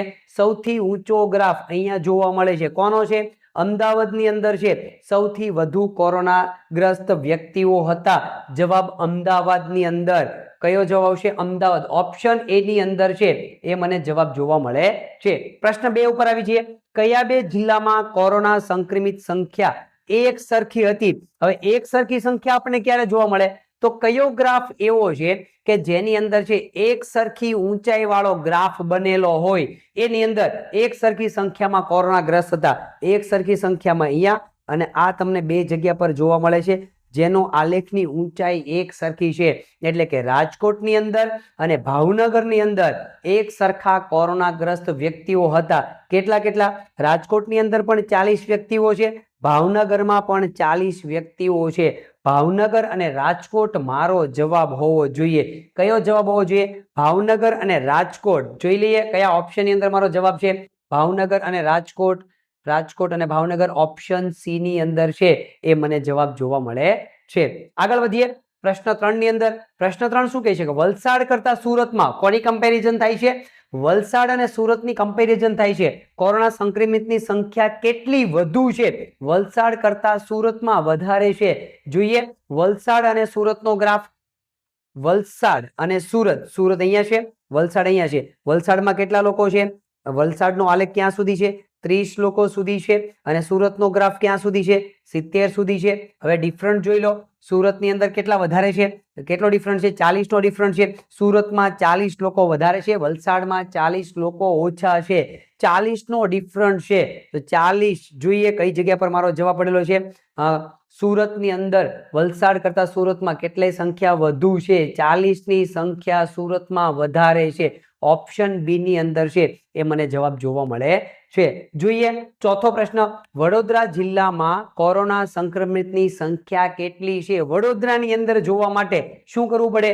વડોદરાનો ગ્રાફ ચેક કરો. આની અંદર વડોદરાનો ગ્રાફ જોઈએ તો વડોદરાનો ગ્રાફ કેટલો ઊંચો છે? વડોદરા માટે અહીંયા વડોદરા છે, કેટલો ઊંચો છે? અહીંયા સુધી. ક્યાં જાય છે? 80 વ્યક્તિઓ એ કોરોના સંક્રમિત હતા. કોની? વડોદરામાં 80 વ્યક્તિઓ છે એ મારો જવાબ હોવો જોઈએ. ઓપ્શન બી ની અંદર છે એ જવાબ જોવા મળે છે. લાસ્ટ ક્વેશ્ચનની જો વાત કરું તો કોરોના સંક્રમિત બાબતે કયા જિલ્લાનો ગ્રાફ રિપોર્ટ સૌથી ઓછો છે? સૌથી ઓછો ગ્રાફ જોવા માટે મારે શું કરવું પડશે? સૌથી ઓછો જોવા માટે કયો ગ્રાફ સૌથી નીચે સુધી પથરાયેલો છે એની ચેક કરો. તો સૌથી નાનો ગ્રાફ કઈ જગ્યા પર છે? જોઈએ આલેખની અંદર તો સૌથી નાનો મને વલસાડનો જોવા મળે છે. વલસાડનો ગ્રાફ સૌથી ઓછો કેટલો છે? તો કે વલસાડની અંદર માત્ર 30 વ્યક્તિઓ છે કોરોનાગ્રસ્ત છે. વલસાડ જિલ્લો સૌથી નાના ગ્રાફ પર છે. તો વલસાડ એનો જવાબ છે હોવો જોઈએ. ચેક કરીએ કઈ જગ્યા પર જવાબ છે. ઓપ્શન એ ની અંદર છે એ મને જવાબ જોવા મળે છે. તો આ રીતે સ્વાધ્યાય 2 આધારિત તમે દાખલાઓની ગણતરી છે એ કરી શકો છો. ચાલો મિત્રો, આ વાત થઈ ગઈ સ્વાધ્યાય 2 આધારિત દાખલાઓ, જેની અંદર લંબ આલેખની અંદર કેવા કેવા પ્રકારના દાખલાઓ પૂછાઈ શકે છે તે. હવે થોડો ટોપિકને આપણે આગળ વધારીએ. ટોપિક નંબર 3 ની અંદર જોવાના છીએ રેખા આલેખ. ટોપિક નંબર 3 માં જોવાના છીએ રેખા આલેખ આધારિત કેવા કેવા પ્રકારના દાખલાઓ હોય છે તે જોઈએ. એ ટોપિકને આપણે સ્વાધ્યાય 3 ની અંદર જો જોવા જઈએ તો મારી પાસે એક રકમ છે. રકમ એવું કહેવા માંગે છે સ્વાધ્યાય 3 ની અંદર એક રસ્તા પર ABCD અને E 5 દવાખાના છે. ખાસ સમજો, આ દાખલાને સમજવાનો છે. ABCD અને E 5 દવાખાના છે. A થી D સુધીનું અંતર 9 કિલોમીટર છે. A થી લઈને D સુધીનું અંતર 9 કિલોમીટરનું છે. તો રેખા આલેખ પરથી નીચેના પ્રશ્નોના જવાબ આપો. A થી D સુધીનું અંતર આપેલું છે એટલે કે આપણે એ જોવું પડે ખાના ટોટલ કેટલા છે? 1 2 3 4 5 6 7 8 9 10 ને 11. ડી સુધીનું અંતર કેટલું છે? 9 કિલોમીટર. ડી સુધીના ખાના કેટલા થાય? 1 2 3 4 5 6 7 8 9.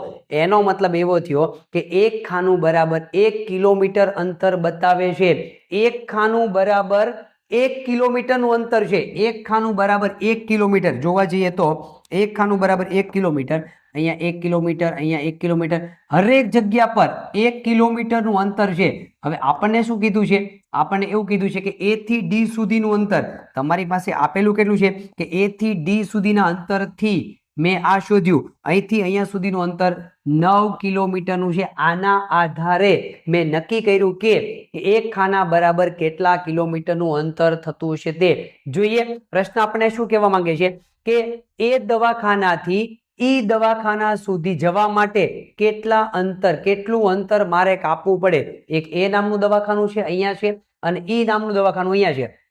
તો એ નામના દવાખાનેથી લઈને મારે ઈ સુધી પહોંચવું હોય તો મારે કેટલું અંતર કાપવું પડે? જોઈએ આપણે. એ થી ઈ સુધી પહોંચવું છે. એ થી ઈ સુધી પહોંચવા માટે કેટલું અંતર છે કાપવું પડે? એ અહીંયા છે અને ઈ અહીંયા છે.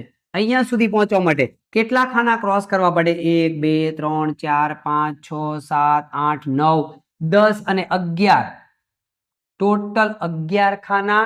એક ખાનું બરાબર 1 કિલોમીટર. એક ખાનું બરાબર 1 કિલોમીટર.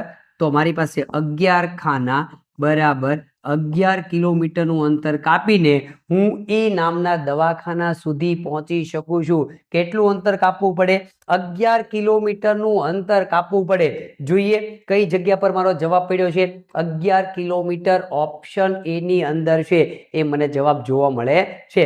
જોઈએ કોઈ વ્યક્તિને એ દવાખાનાથી સી દવાખાનામાં શિફ્ટ થવું છે. અત્યારે ક્યાં છે? એ દવાખાને છે. એને ક્યાં શિફ્ટ થવું છે? સી દવાખાનામાં શિફ્ટ થવું છે તો તેને કેટલું અંતર કાપીને લઈ જવો પડે? એ થી લઈને સી સુધી પહોંચવા માટે કેટલા ખાના છે? 1 2 3 4 5 6 ખાના ક્રોસ કરીને એને ત્યાં પહોંચવું પડે, એટલે કે 6 કિલોમીટરનું અંતર કાપીને એ ત્યાં સુધી પહોંચી શકે છે. ઓપ્શન એ ની અંદર છે એ મને જવાબ જોવા મળે છે. આગળ, દવાખાના બી ના ડોક્ટરને દવાખાના ઈ માં જવું છે. બી ના ડોક્ટરને ક્યાં જવું છે? આ બી ના ડોક્ટરને ઈ માં જવું છે તો ડોક્ટરે કેટલું અંતર કાપવું પડશે? કોને જવાનું છે? બી ના ડોક્ટરને ઈ માં જવું છે. બી ના ડોક્ટરને ઈ માં, બી નામનો ડોક્ટર ચેક કરીએ આપણે. બી ના ડોક્ટરને આપણે ઈ માં જવું છે તો એને કેટલું અંતર છે એ કાપવું પડે? જોઈએ, બી નામનો ડોક્ટર અહીંયા છે, એને ઈ દવાખાના સુધી પહોંચવું છે તો એને કેટલું અંતર કાપવું પડે? અહીંથી અહીંયા સુધીનું અંતર કાપવું પડે. કેટલા ખાના થાય છે? 1 2 3 4 5 6 7 ને 8 8 કિલોમીટરનું અંતર કાપીને એ ઈ દવાખાના સુધી પહોંચી શકે છે. કેટલા કિલોમીટરનું? 8 કિલોમીટરનું અંતર કાપીને એ પહોંચી શકે છે. જોઈએ, બી ના દવાખાના ઈ સુધી 8 કિલોમીટરનું અંતર ઈ બી ના ડોક્ટરને ઈ સુધી પહોંચવાનું છે. સોરી, અહીંયા સુધી બી ના 1 2 3 4 5 6 7 8 9 કિલોમીટરનું અંતર એની અંદર છે. એ મારો જવાબ હોવો જોઈએ. ઓપ્શન એ ની અંદર મને છે એ જવાબ જોવા મળે છે. આગળ જોઈએ, હજી ચોથા પ્રશ્નની અંદર દવાખાના ડી માં એક દર્દીને લોહીની જરૂર પડે છે. ક્યાં જરૂર પડે છે? દવાખાના ડી ની અંદર એક દર્દીને લોહીની જરૂર પડે છે તો તે સૌથી નજીકના દવાખાને જશે. તો એના માટે સૌથી નજીકનું દવાખાનું કયું ગણે? નજીકના દવાખાને જશે તો તેને કેટલું અંતર કાપીને જવું પડે? અત્યારે ઓલરેડી દર્દી ક્યાં છે? ડી નામના દવાખાના ઉપર છે. ડી જગ્યા પર છે, અહીંયા છે.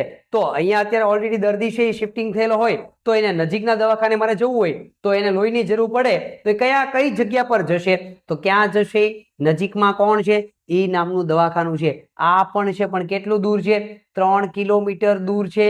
જ્યારે ઈ છે ઈ 2 કિલોમીટર દૂર છે. તો નજીકના દવાખાનામાં એને જવું હોય તો એ કયું દવાખાનું પસંદ કરશે?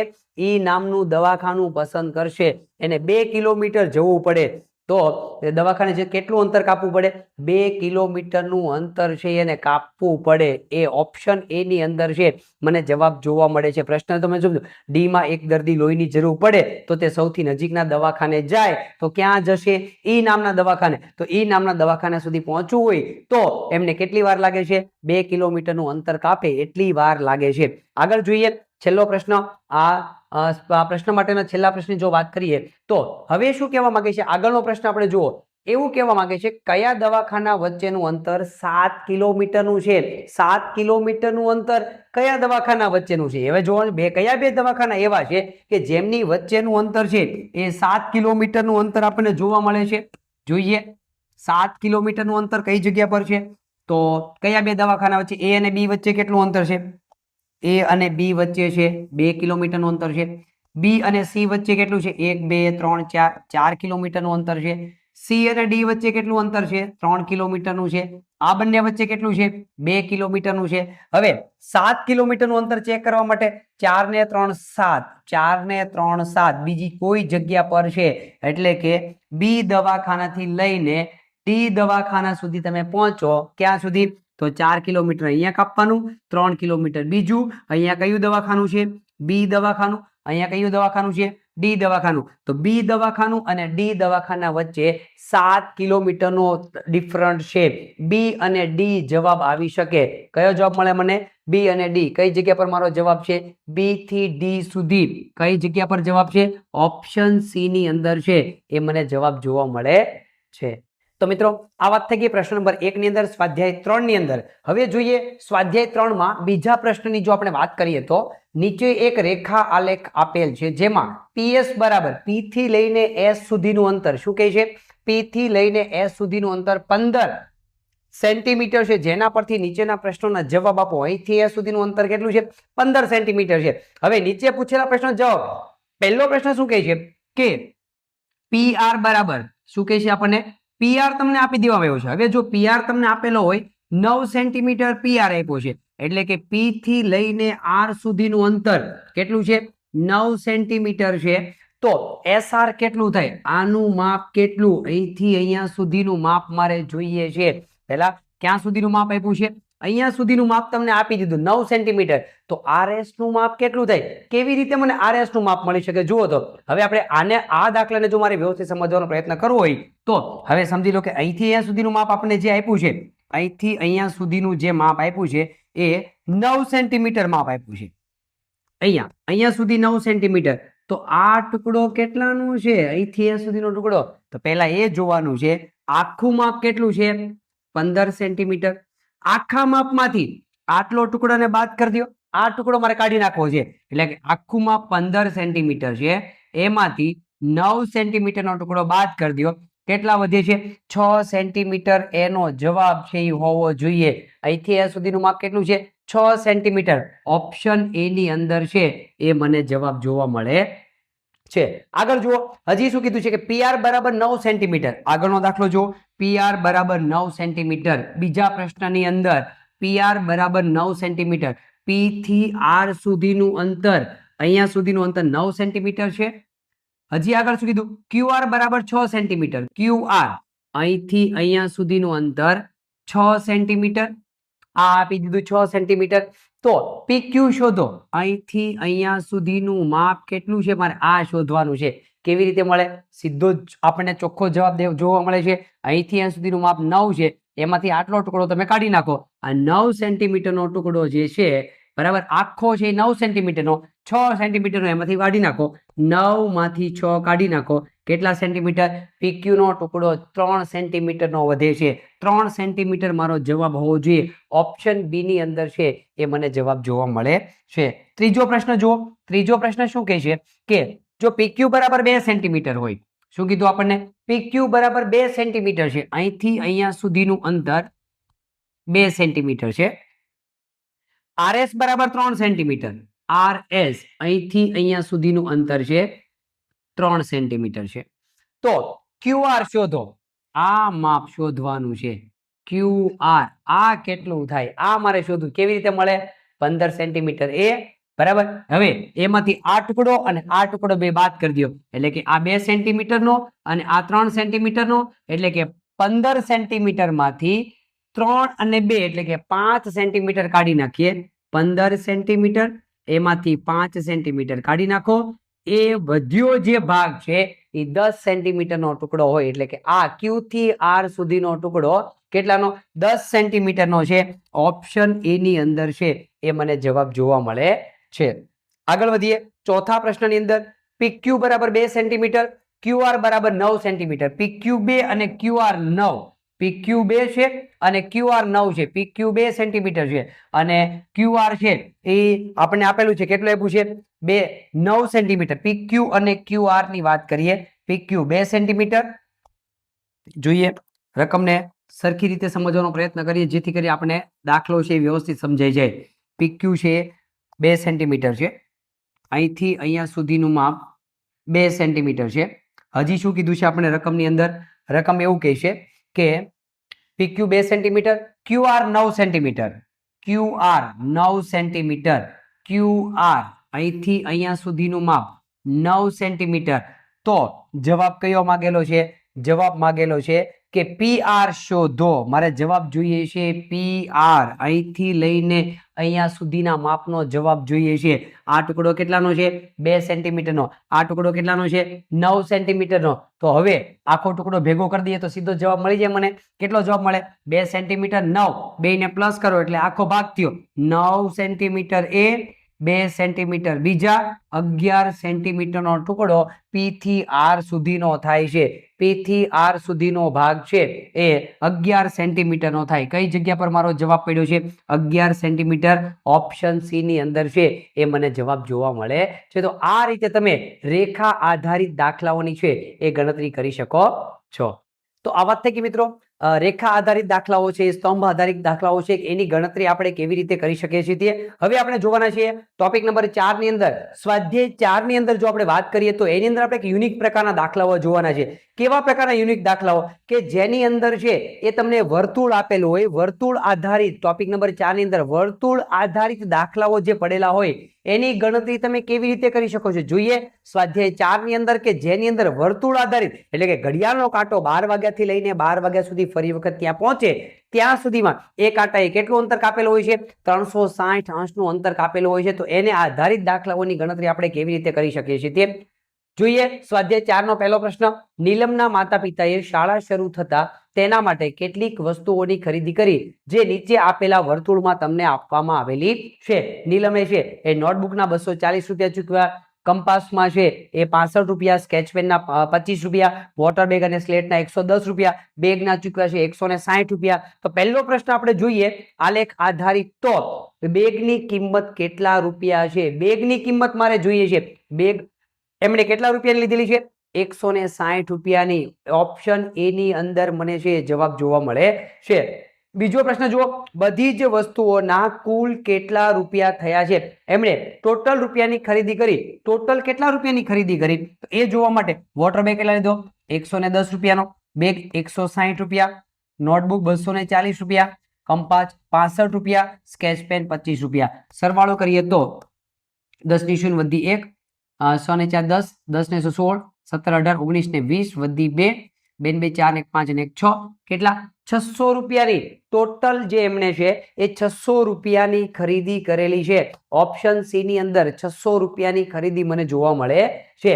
ત્રીજો પ્રશ્ન જોઈએ, સૌથી વધુ રૂપિયા કઈ વસ્તુના ચૂકવેલા છે. એમણે સૌથી વધારે રૂપિયા ક્યાં ચૂકવ્યા છે જુઓ તો 65 25 110 160 240 રૂપિયા સૌથી વધારે ચૂકવ્યા છે. શેના ચૂકવ્યા છે નોટબુકના એમણે સૌથી વધારે રૂપિયા ચૂકવેલા છે. જોઈએ કઈ જગ્યા પર મારો જવાબ પડેલો છે સૌથી વધુ રૂપિયા નોટબુકના. ઓપ્શન એ ની અંદર મને જવાબ જોવા મળે છે. નોટબુક માટે કેટલા ટકા ખર્ચ થયો. યસ, નોટબુક માટે કેટલા ટકાનો ખર્ચ કર્યો છે. હવે ટકામાં મારે જવાબ જોઈએ છે ટકાની અંદર. નોટબુકના એમણે ચૂકવેલા છે કેટલા, નોટબુકના ચૂકવ્યા છે એને 240. તો એ કેટલા ટકા કહેવાય, ટકા શોધવાના છે. ટકા શોધવા માટે ટોટલ એને કેટલો ખર્ચ કરેલો છે, ટોટલ એને ખર્ચ કરેલો છે 600 રૂપિયા. 600 માંથી નોટબુકના કેટલા ચૂકવ્યા 240. ટકાવારી શોધવાની હોય તો 100 ત્રીજા પદની અંદર, તો 100 રૂપિયા માંથી એને નોટબુકના કેટલા ટકા ચૂકવ્યા 100 ગુણ્યા 240 છેદમાં 600. મીંડું મીંડું ઉડાવી દઈએ, 2 મીંડા જશે, 6 4 24, 1 મીંડું. 40% ખર્ચ એને નોટબુક માટે કરેલો છે. કેટલો ખર્ચ કર્યો છે 40%નો ખર્ચ એમને નોટબુક માટે કરેલો છે. 40% એનો જવાબ છે એ હોવો જોઈએ. જોઈએ નોટબુક માટે ઓપ્શન સી ની અંદર 40%નો ખર્ચ થયેલો છે.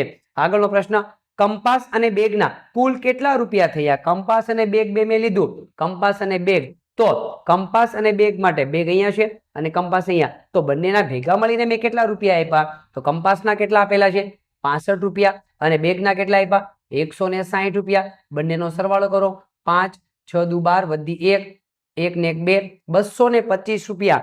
225 રૂપિયા મારે બેગ અને કંપાસના આપવા પડ્યા. 225 એનો જવાબ છે હોવો જોઈએ. કઈ જગ્યા પર મારો જવાબ છે ચેક કરીએ.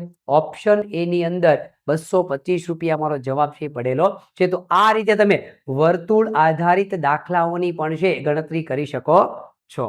તો આ વાત થઈ ગઈ ટોપિક નંબર 4 ની અંદર, સ્વાધ્યાય 4 ની અંદર પહેલા દાખલાની. જોઈએ બીજો દાખલો શું કહેવા માંગે છે તે આગળ જોઈએ. રાહુલભાઈની આવક 7200 રૂપિયા છે. એનો પગાર ખરેખર કેટલો છે 7200 રૂપિયાની આવક છે. તેમણે બનાવેલા મહિનાના બજેટની અંદર વર્તુળ આલેખનો અભ્યાસ કરીને નીચેના પ્રશ્નોના જવાબ આપો. 7200 રૂપિયા એની આવક હોય. હવે મારે જોવાનું છે કે અહીં શું કહેવા માંગે છે. રકમ આપણે જોઈએ તો સૌથી પહેલા આલેખ મારી પાસે છે. કેળવણી અંદર 10% ખર્ચો કર્યો છે એને, ખોરાકમાં 40% પૈસા વાપરે છે, કપડામાં 5% પૈસા વાપરે છે, અન્યમાં 25% વાપરે છે અને બચત કરે છે 20%ની. ટકાની અંદર મારું કોષ્ટક આપેલું છે, ટકાવારીમાં કોષ્ટક છે. હવે જોઈએ એને મારે ફેરવવું કેવી રીતે. ખોરાક માટેનો ખર્ચ કેટલા ટકા દર્શાવે છે, ટકામાં જ આપણું કોષ્ટક છે. જવાબ પણ ટકાવારીમાં માંગેલો છે. ખોરાક માટેનો ખર્ચ, ખોરાક કઈ જગ્યા પર છે, ખોરાક માટે કેટલા ટકાની જોગવાઈ છે 40% જોગવાઈ છે. 40% મારો જવાબ હોવો જોઈએ. ઓપ્શન એ ની અંદર છે એ મને જવાબ જોવા મળે છે. આગળ જોઈએ, બચત માટે કેટલા રૂપિયાની જોગવાઈ છે? રૂપિયાની વાત થાય છે. બચત માટે 20% છે, પણ મારે 20% જવાબ નથી જોતો. જોઈ લો, મારી પાસે 20% જવાબ નથી. રૂપિયામાં ફેરવવાનું છે તો બચત 20% થાય છે. 20% બચત, તો એના કેટલા રૂપિયા થશે? તો 20% નો જવાબ આપણે 83 મૂકી દઈએ. કેવી રીતે 83 મૂકીશું? જોઈ લઈએ. 100% માંથી બચત કેટલાની છે? 20% બચત છે. 100 માંથી 20%, એનો ટોટલ આવક કેટલી છે? 7,200 માંથી એ બચત માટે કેટલા રૂપિયા વાપરે છે? કેટલા રૂપિયા બચત કરે છે? એટલે 7,200 માંથી બચત એમણે કેટલી કરી? 100 માંથી 20%, 7,200 એ કેટલા? તો 7,200 ગુણ્યા 20 છેદમાં 100. 1 મિનિટ 2 મિનિટ ઉડાવી દઈએ. 720 ગુણ્યા 2 ગુણાકાર કરીએ. 2 દુ 4, 7 દુ 14, 1 મિનિટ 1,440 રૂપિયા કેટલા થશે? 1,440 રૂપિયા ઓપ્શન બી ની અંદર જોવા મળે કે 1,440 રૂપિયાની એ છે એ બચત કરે છે. સૌથી વધુ ખર્ચ શેનો છે? જોઈએ આમાંથી. ત્રીજો પ્રશ્ન શું કે સૌથી વધારે ખર્ચ કોનો કરે છે? સૌથી વધારે ખર્ચ કઈ જગ્યા પર અંશમાપ સૌથી મોટું છે? આ અંશમાપ સૌથી વધારે છે. ખોરાકની પાછળ સૌથી વધારે ખર્ચ કરવામાં આવે છે. ખોરાક ઓપ્શન સી ની અંદર છે એ મને જવાબ જોવા મળે છે ત્રીજા પ્રશ્નની અંદર. આગળ વધીએ. ચોથો પ્રશ્ન આપણે શું કહેવા માંગે છે? કેળવણી માટે કેટલા રૂપિયાની જોગવાઈ છે? કેળવણીની મારે અત્યારે કેળવણીના ટકાવારી છે, એને મારે રૂપિયામાં ફેરવવાનું છે. કેળવણીની કેટલા રૂપિયાની જોગવાઈ છે? કેળવણી ક્યાં છે? અહીંયા. કેટલાની? 10%. 10% મારે જવાબ નથી જોતો. મારે જવાબ જોઈએ છે ટકાવારીમાં નહીં, રૂપિયામાં જવાબ જોઈએ છે. રૂપિયામાં જવાબ ફેરવવા માટે 100% માંથી કેટલા ટકા? 10%. તો એનો પગાર કેટલો છે? 7,200 એનો પગાર છે. તો 7,200 રૂપિયામાંથી કેળવણીની કેટલી જોગવાઈ છે? 7,200 ગુણ્યા 10 છેદમાં 100. મીંડું કાઢી નાખીએ.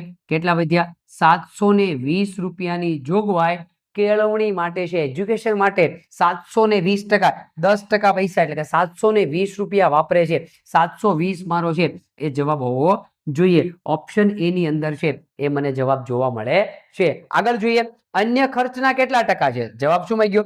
અન્ય ખર્ચ માટે કેટલા છે? અન્ય ખર્ચ માટે કેટલા બતાવે છે? 25%. 25% મારો જવાબ હોવો જોઈએ.